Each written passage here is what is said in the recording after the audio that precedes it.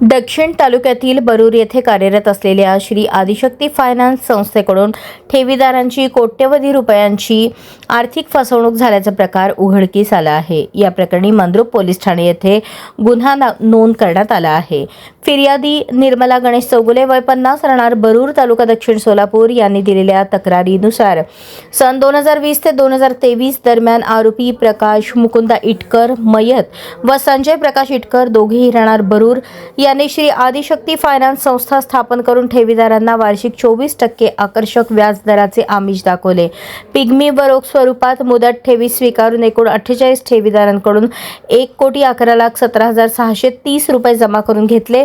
मात्र मुदत पूर्ण होऊनही ठेवीची रक्कम आणि व्याज परत न करता विश्वासघात आणि अपहार केल्याचा आरोप तक्रारीत करण्यात आला आहे।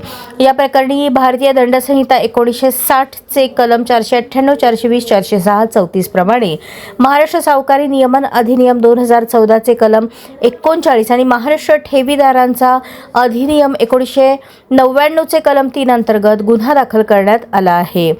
या गुन्ह्याचा तपास पोलीस निरीक्षक पटवारी यांच्या मार्गदर्शनाखाली सहाय्यक पोलीस निरीक्षक पाटील करत आहेत।